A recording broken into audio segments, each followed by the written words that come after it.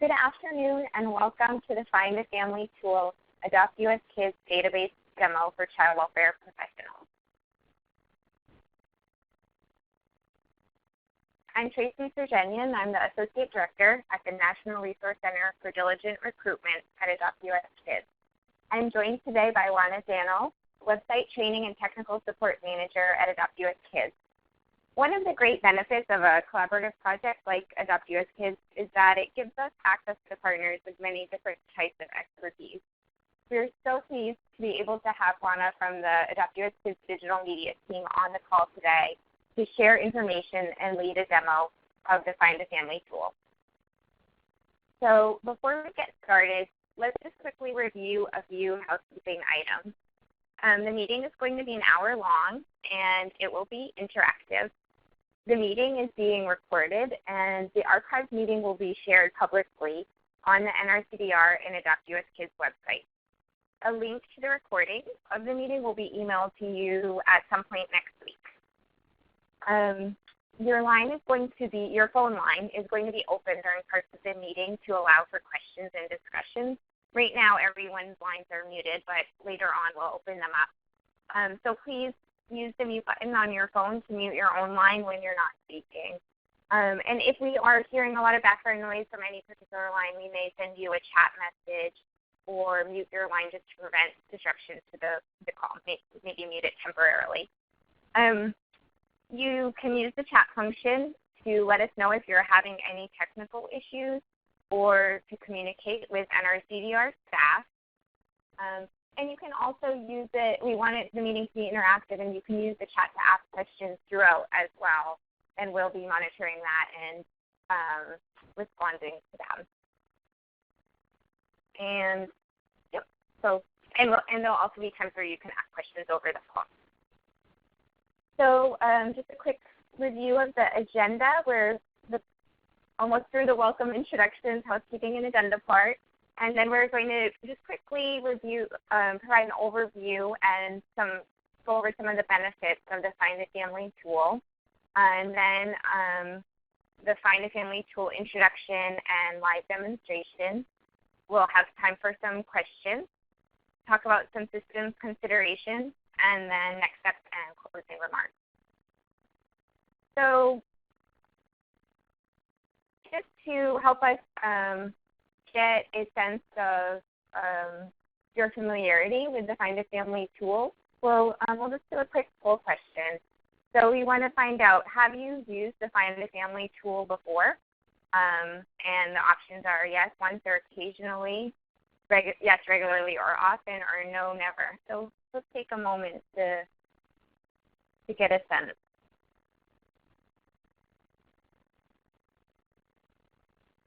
I see the responses are coming in, so we'll just give another few seconds here.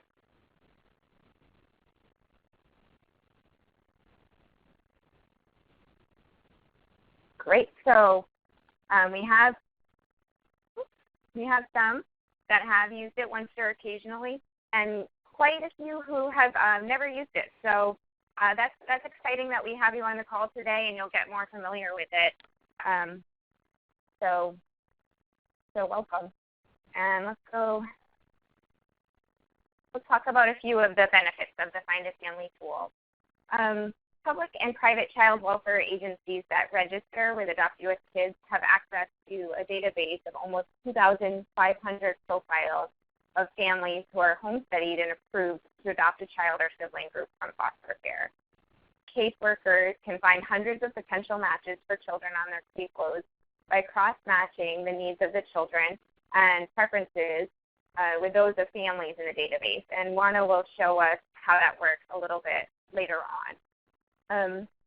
The Find a Family tool is one tool of many that are out there that can help you to find families that can meet an individual child's specific needs.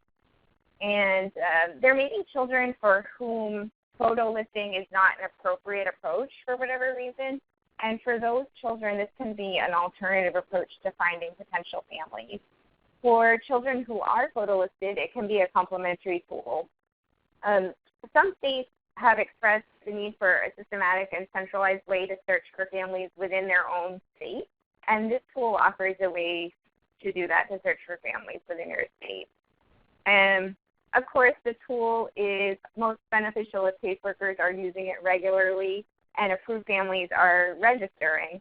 So we will first show you how to use it, and then I'll talk more about this when we get to the system considerations. So now I'm going to hand it over to Lana to introduce and demonstrate the tool. Hi everyone. So today I'm going to talk a little bit about some of the more recent changes we have made to improve the Finding Family features on AdoptUSKids. I'll also show you where to set up an account if you don't have one, just because to use the tool you do need to have an account on AdoptUSKids. And then I'll show you a live demo in using the search features on the site. Okay, so every year we post a user satisfaction survey on the AdoptUSKids website. So we post it for all site visitors, we post it for our registered families, and also for our registered professional audiences. And so through those surveys, we get a sense of what workers feel could help them in their work in using AdoptUSKids to finding families, or even just photo listing the kids and managing the photo listings. So we used those surveys, and we also held a number of focus groups to see how we could improve family profiles and just the Find a Family search, or the search for family tools in general. And so we consistently heard through these meetings a number of items that just kept coming up regularly. And so these are the things that we had tried to fix when we improved the tool and the family profiles. So the first thing we did is made the family profiles better so that there would be more things to search on. And so we added new questions. So when a family registered, we have additional questions now. For the families that were already registered, we gave them a message that prompted them to update their profiles so that they could fill in the responses to these new questions. So I'll show you what some of the questions were. Okay, so we kept hearing again that workers wanted to know if the family received any pre-service training. So we asked them if they did, and if they say yes, then we asked them what kind of training that was. And that seemed particularly helpful for workers that were doing interjurisdictional placements, just to make sure that the family's training matched what the state requirements were in their state. And then we had a number of workers who needed to know if a family's home was wheelchair accessible. So we asked a family, and those were the options that we gave them. So now when a worker does a search that says they need a family with a wheelchair accessible home, what we show them are the families that say yes, they have a home that's ready, or that they're willing to modify their home to make it accessible. Okay. We also kept hearing from workers that recruit for Native American children that they needed help in finding families that were part of a tribe. So now when a family indicates that they are American Indian or Native Alaskan in our race question, we ask them if they are part of a tribe. If they say yes, we ask them if they are enrolled. And actually what I don't have on here is then if they are enrolled, we also ask them if they are able to show documentation of enrollment. So, so we do collect this information about families on whether or not they're part of a tribe, a federally recognized tribe, and which tribe specifically. But to be clear, that the use of this tool, the Find a Family tool, does not fulfill any ICWA requirements. And so we just want to make sure you mention that because there has been some confusion. So we're only showing you the information that you can access by using the tool. So it does not fulfill your requirements. Okay. We also heard from a number of workers who were recruiting for LGBTQ youth, and it was getting a little discouraging speaking with families who would not consider an LGBTQ youth, and so they needed assistance in just identifying the families that would consider a youth. And so we now ask the families this question if they're willing to consider. And then we also ask the family what disability and conditions that they will consider. So for those of you that register children on the site, you know that we have an extensive list of disability categories and specific conditions under those categories. And so now the families list matches that disability list so that you can find families that will accept a specific condition if it's important. Okay. We also heard that workers liked reading the narratives that family wrote, but there was such a big range of information that families were giving.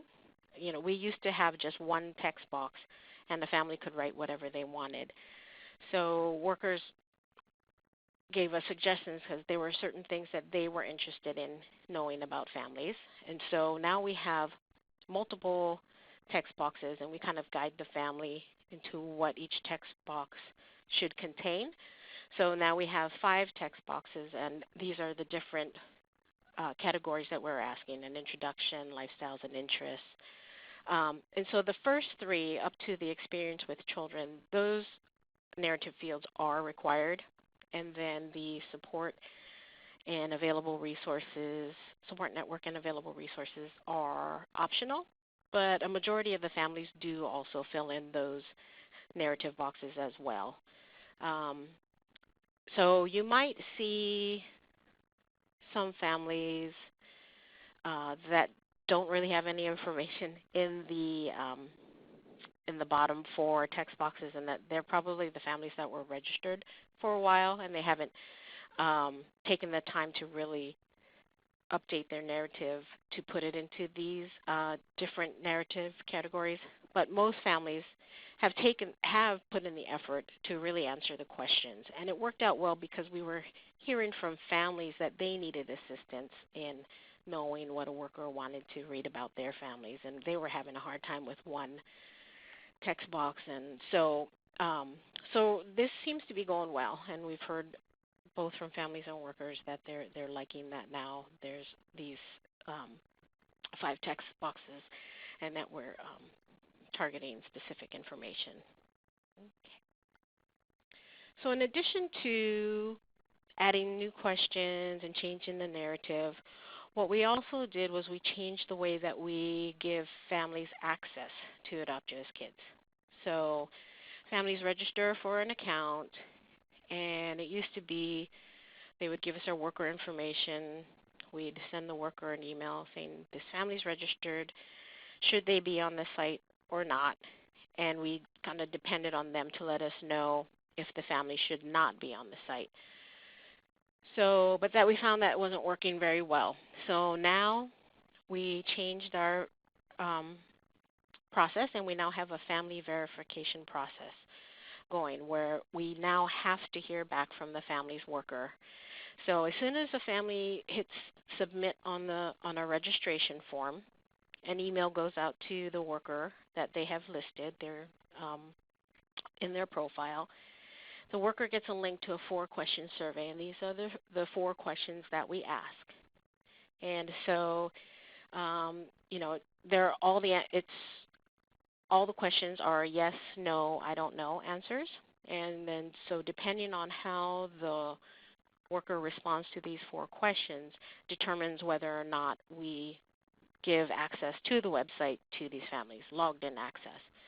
And so the logged in access, of course, will give the family a little more information on the children and give them the ability to make inquiries. So if the family is not approved to adopt from foster care, they don't get that access, and so they won't be able to make inquiries on the children on AdoptUSKids. Okay. So now we have to hear back, and we do have a system in place. If the worker doesn't respond, we do reach out to them to make sure that we can get the families approved or not.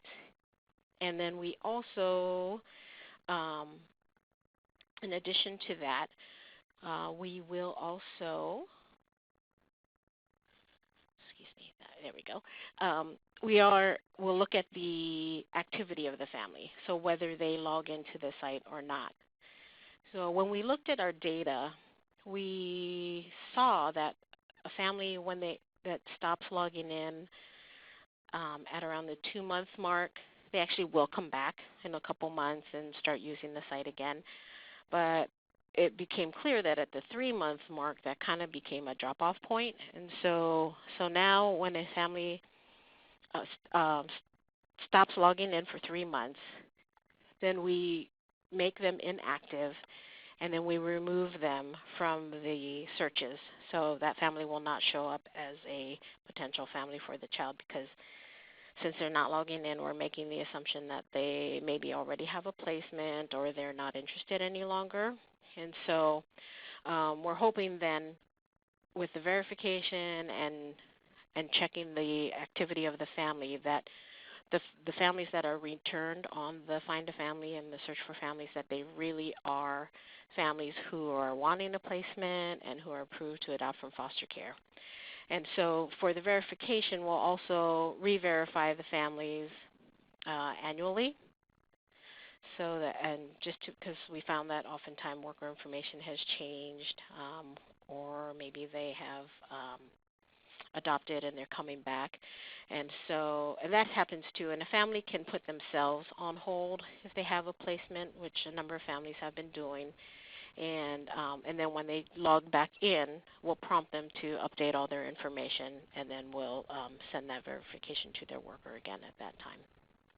And Luana, we do have a question about whether you notify families that they are being made inactive. We do.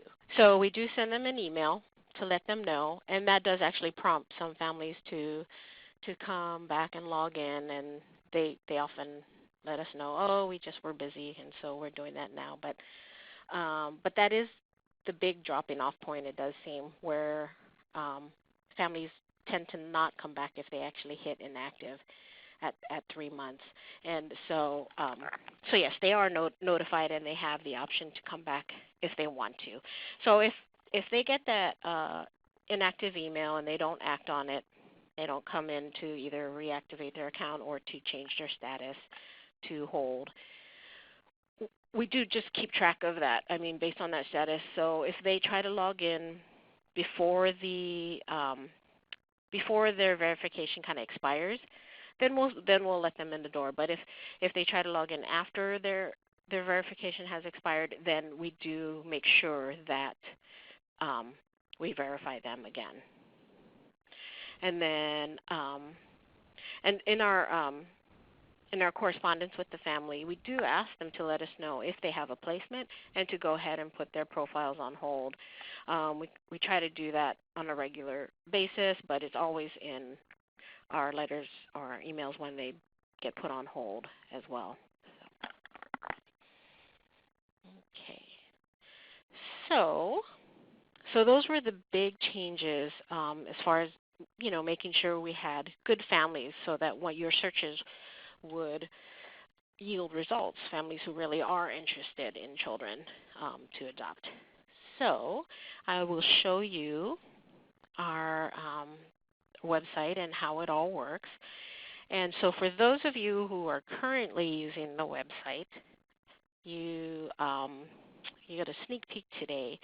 And actually, you all get a sneak peek, but you'll see that what I show you looks different than how the website is now. And that's because we just redesigned our website. We've made it responsive, meaning that if you're on a mobile device, it won't look broken.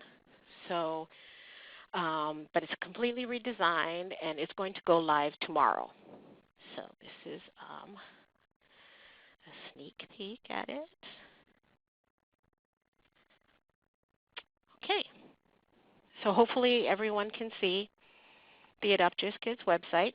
And I just want to point out that this is our development server. This is not the live site. So again, but this is what you will see tomorrow for anyone who comes to AdoptUSKids.org tomorrow. This is what they'll see.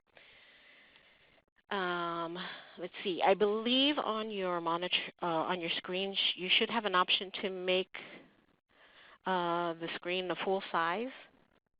Somewhere on there on your screen, if you're having a hard time seeing this. I will make this bigger too once we start hitting information that is that has a lot of text and questions or on it. Okay, so in order to use the Find a Family and Search for Families tools, you do need to have an account on AdoptUSKids. And so I'm just going to show you where you would sign up for an account or to even see if your agency has an account. So how it works is the agency has to have an account on AdoptUSKids, and then the workers within that agency get registered under that agency's account.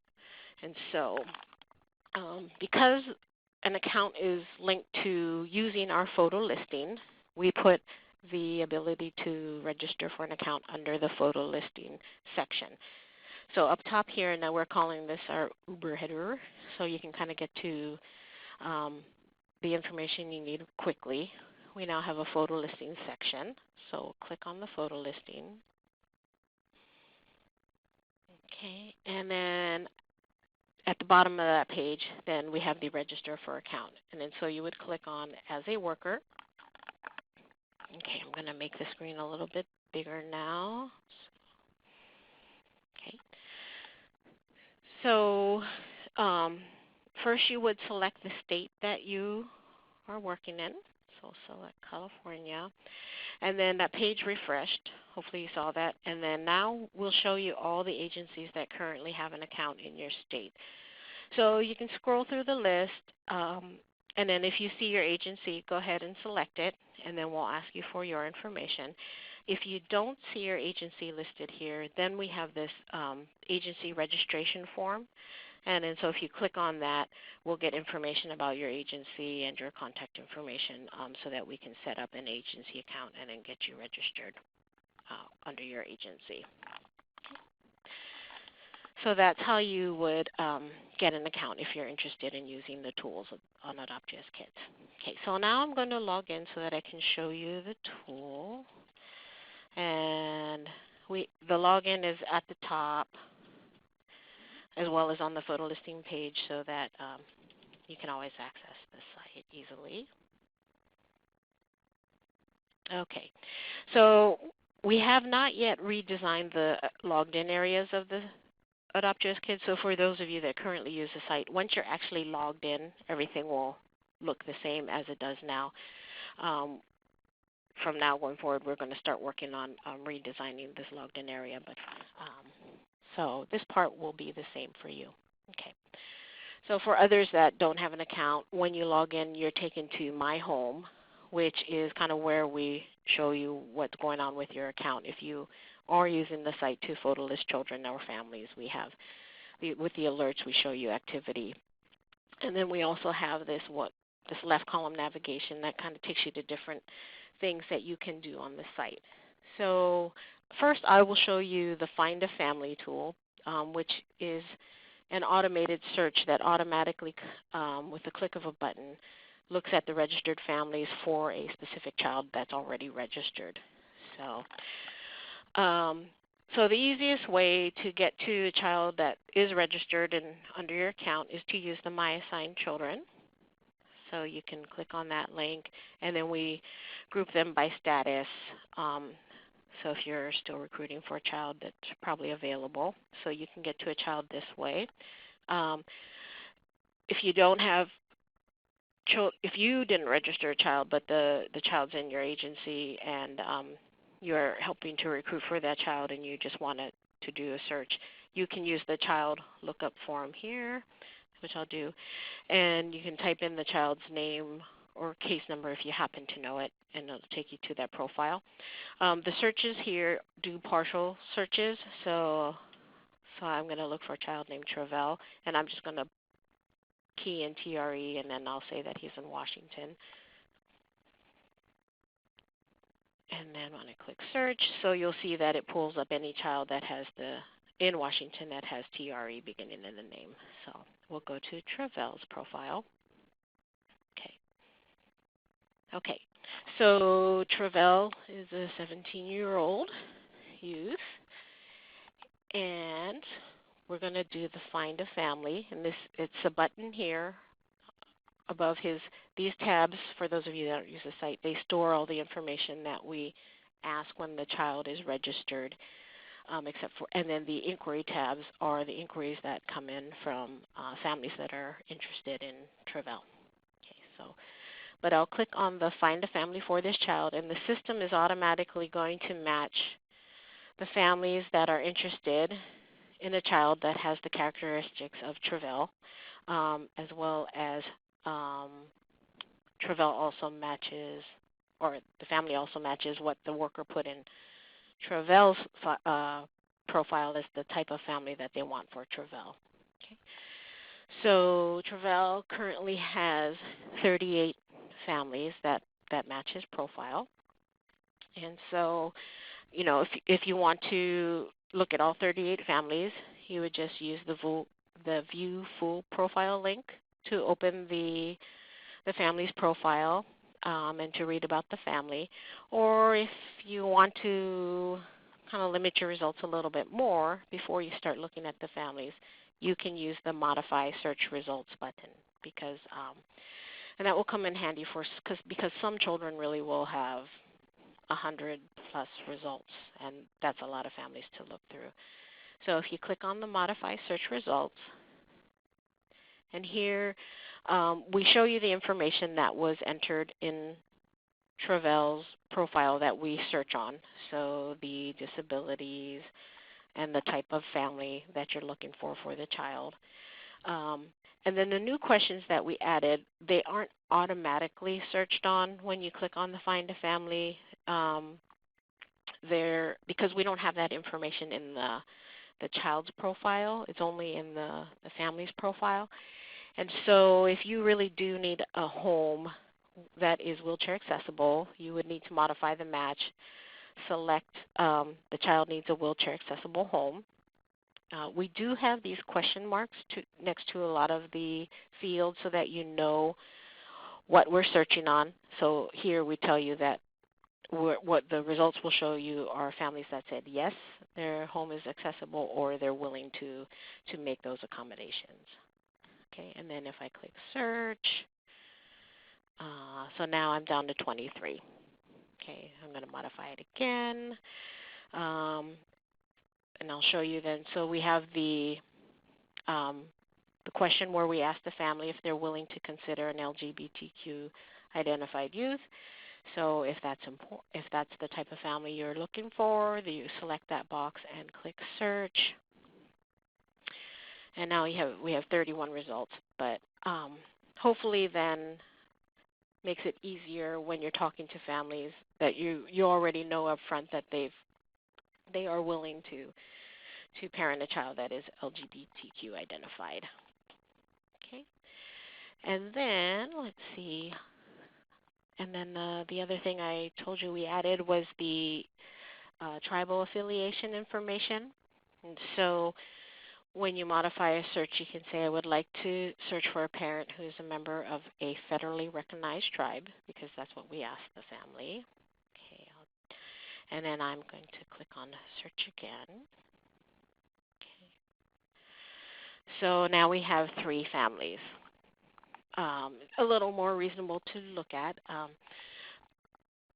And so I will open this first family because I'll show you then what what the family profile looks like. Excuse me. Okay. So the family profile looks very similar to the child profile.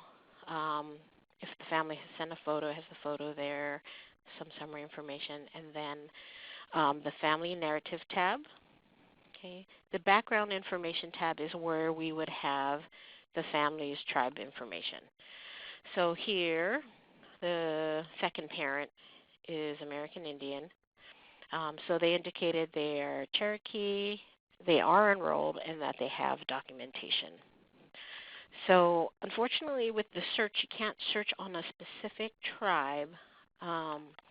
We can only search on whether or not the family did indicate that they are part of a tribe. And then you would need to open their profile and come to this tab in order to see their tribal information here. Okay. On this tab, we also show you if there are any other children in the home, in case that is important in your considerations there. Okay. And let's see, and then the preferences then too. So if I had also checked that I needed a family that's willing to consider an LGBTQ child, this family would also still show up in the results because they have willing to consider in their preferences. Okay. And then just to show you, so because now we ask about all the disabilities and conditions that a family will consider. Here it shows you what the family has indicated on their registration that they will consider. So we have it broken down by category. So we have risk factors up at the top. And then we also ask if they have experience. And so if they have experience, we did ask them, I should say experience and or training related to anything that they've checked. And so if they did say yes, we asked them about that experience. So this family is a experienced foster family. Okay. And then here we have the physical medical conditions. And so in our different disability categories, we ask the family, and it's just the same as on the child registration when we ask the level of the child's disabilities from none to severe. We do ask the family what they're willing to consider from none to severe. And so this family has said moderate. And then again, these are all the conditions in that category that they had said that they would consider along with their experience. Okay. And so when you do a search, we will show you if you have a child that say so Travell has moderate levels in all the different categories. So when you do a search, we'll show you all the families that have said that they will take moderate and severe. So anything that matches the child and above is what the search will return. Okay. Scrolling back up. Okay. And then we give you the contact information for the family's worker. So phone number and email if you wanted to reach out if you had questions about the family. You can reach out this way. We do give you the family's information as well, and that was on the background information tab. So some workers like to touch base with the families first. It's up to you. You can do it that way. And then my apologies, I should have pointed out on the background information tab is where you will see the information of what type of training, if the family had training, what type it is. So this family took PRIDE. And this question, is this a safe home study? If it's unknown, it means that either the worker did not know that whether or not it was a safe home study. And if you need to know what a safe home study is, we do have the question mark here that will let you know. Or it might be, since this family verification process is rather new for us, with the families that were already registered, I mean, we inactivated the families that weren't logging in quickly, but in order to not overwhelm our system as well as our foster care and adoption resource specialists who are following up with the verifications, we have been verifying the previously registered families at a slower pace, so many every week. And so I think, my apologies, I don't remember exactly when our end date was. I think they should all be verified now or very close to all all being verified. And so if it's unknown, it's either we haven't yet verified them, but they will be soon, or the worker just really didn't know whether or not it was a safe home study, which would make sense if a safe home study is not done in your state. Okay. And then on the family's profile, we show you their inquiry activity, and so the type of children that the family has inquired on. That way, in case you notice that it doesn't really match their preferences, you can get a sense of the type of child that the family might be more inclined to be interested in. Okay.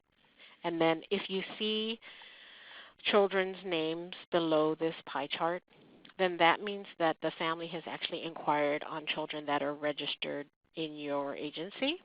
So maybe a child registered by another worker.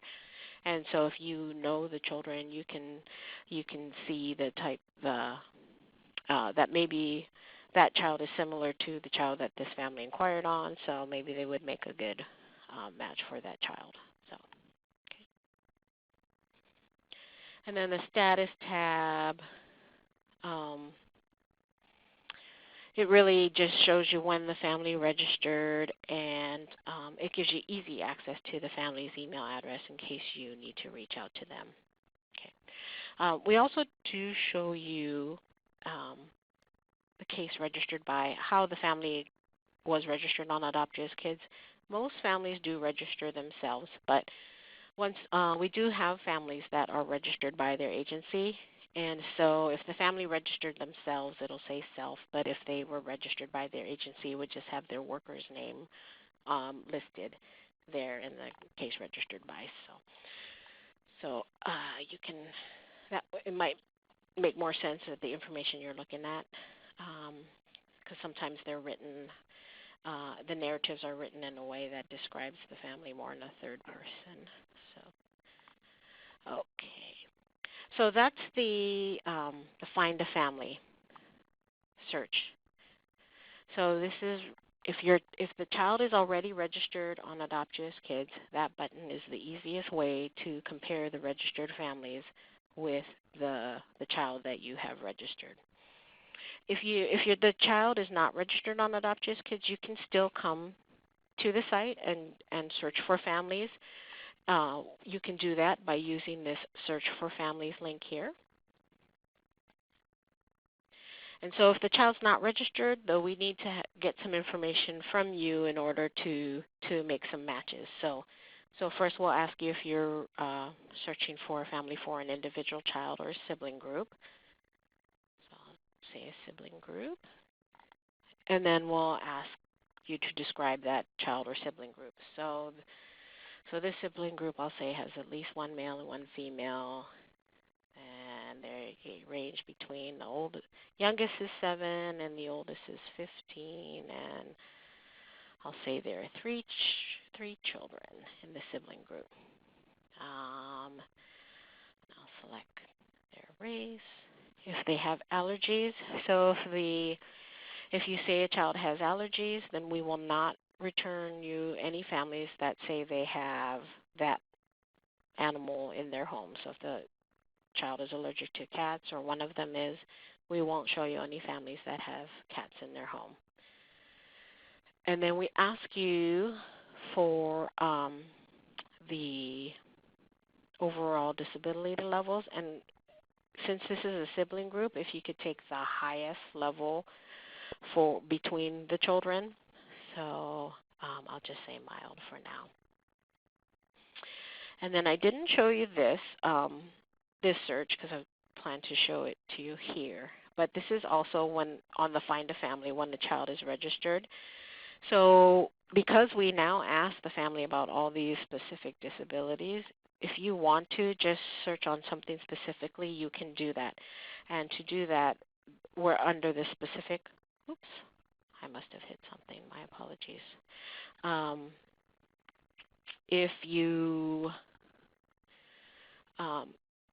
if you want to search, then you would have to say yes here, that you want to search by specific risk factor, disability condition, or behavior.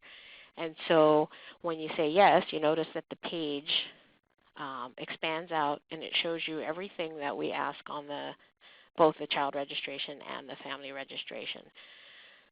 So say you just have one thing in particular you're really interested in. I don't know, maybe there are a couple. Maybe they are ADHD and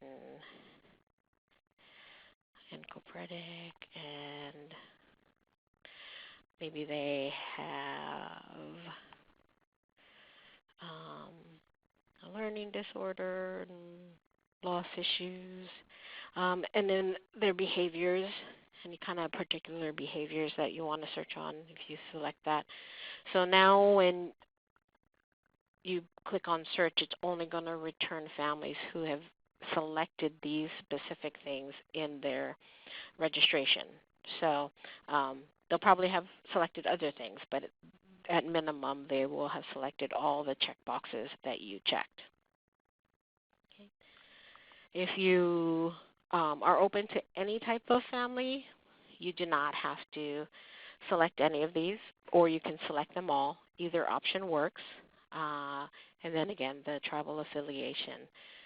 So when you are registering the child, there is a family preference section in the registration. And so when you modify the match, if you wanted to change this, say you're getting too many or too little results, then you can change the preferences too, if there really is one that will help minimize or get more results for the children you're searching for.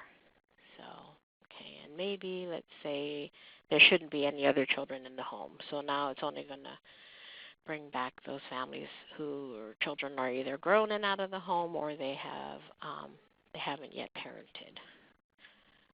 Okay, and then we also have the ability to search either by radius.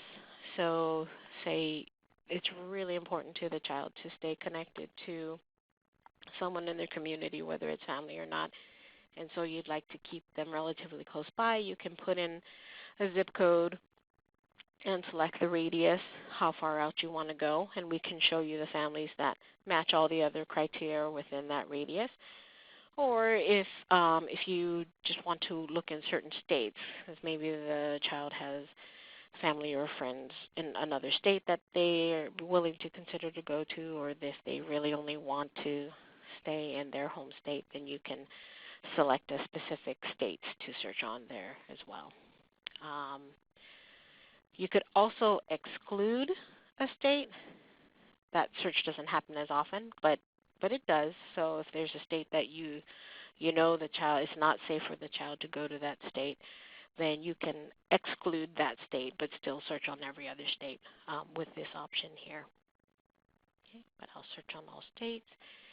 And then if you are frequently on the site and you only want to see families that are new, you can indicate how new, whether they're new or whether they updated their information in the last week or month or day. Okay, and then I'll click search. Okay, and then so now I have 4 families, and I'm pretty sure it's because I said I wanted to search on specific disabilities. So when you do the specific disabilities, then your search results will be much tighter because it has to match on everything that you had checked. Okay. And then when you're looking at a profile here,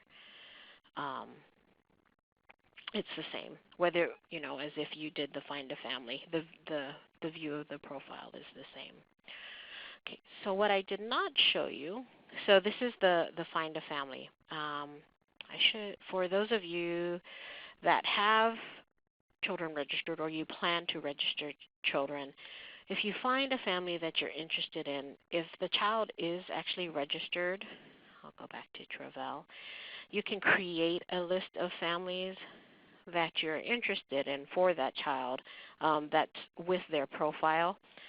So when I do find a family and say I read the profile for this this family here, I can say, oh, yes, I'd like to maybe reach out to this family later, or maybe I'll reach out and get a little bit more information about this family, but I don't want to lose track of them, so I'm going to add them to my resource list. So the button here, Add to Family Resource List. So now the family has disappeared off of the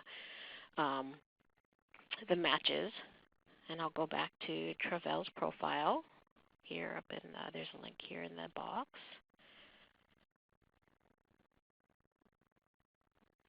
And this View Family Resource List button, now if I click on that, and now the family is here. So it's just an easy way to keep track of families that you're interested in for this particular child.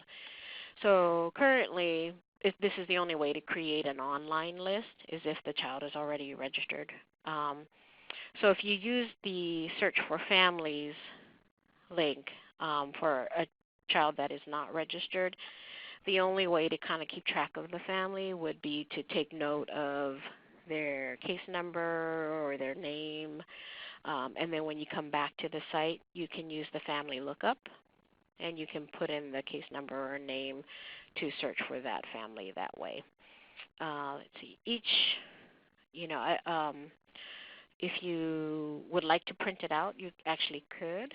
So when you're on the family's profile, and this is true for the child's profile as well, each profile has a print profile link here. And so we'll just put all the information that's in all of the tabs in the print-friendly view so that you can hit print and get all the information on a couple of pages that way about the family. Okay, so that is basically the search tools here. So the Find a Family is for the registered children again, and the Search for Families is if the child is not registered, and you can still search for families that way. Thank you so much, Shwana. Mm-hmm. Great information. Should we move to questions? Yes. Anyone have questions? We have one here. How do you recommend contacting the families after they are added to the list? So after speaking to different workers, it really seems like it's a worker preference.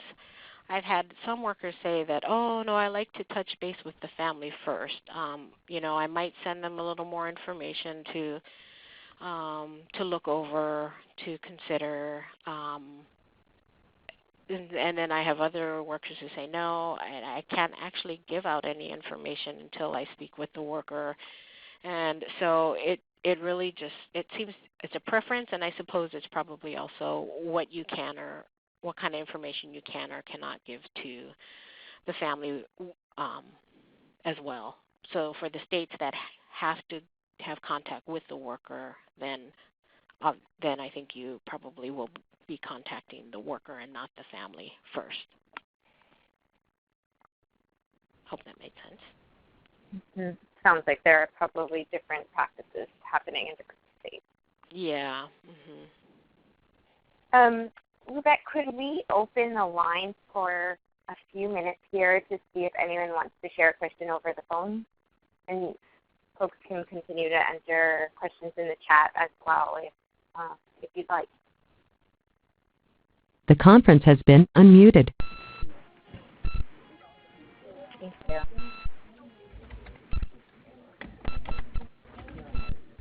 Does anyone else have a question about using the tool, either a technical question or one of these practice questions? This is Jill Axemet with Nebraska Department of Health and Human Services. Can you hear me okay?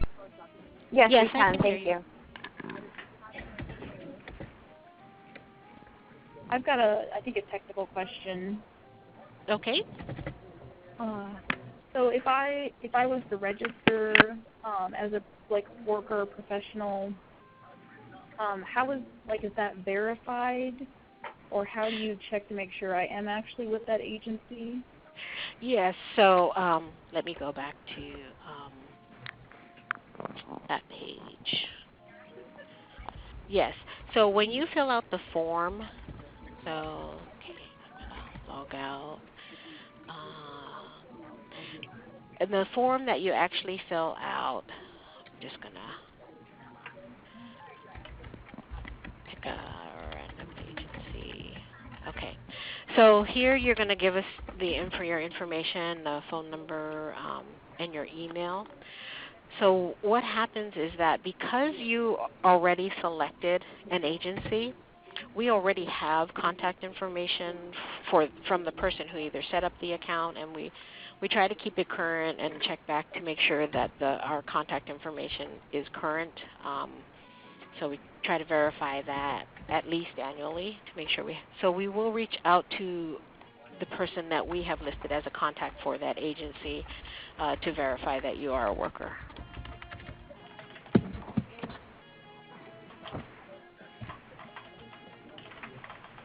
Thank Does that you. help? I was wondering, like, when someone leaves an agency, how do we know that they're not accessing the system? Yeah. So some agencies don't actually want us to register any workers.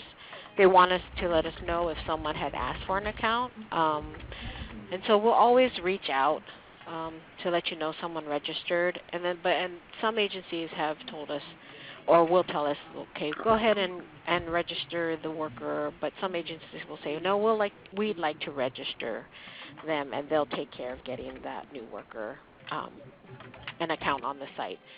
So we do have various types of accounts on AdoptUSKids that kind of vary what kind of information and what the worker can do. So some states where there might be an exchange that registers all the children, they might not want their workers to actually have the ability to register an account, just to limit the probability that a child might get registered twice. So we have accounts that only allow workers to use the family searches or to see the inquiries on their children that are on their caseload, but they can't actually edit any of the information in the profile. But they can use the searches and see the families that inquired, all the way up to a state program manager who can see everything in the state and any information about a child in the state. And then, within the agency account itself, then we have someone who can create accounts, modify any information about any child or worker within their agency. And then you can also set up agencies a little bit different. It's probably a lot of information for now, but we do have different types of accounts as well. Thank you. That's exactly what I was wondering. Okay, great.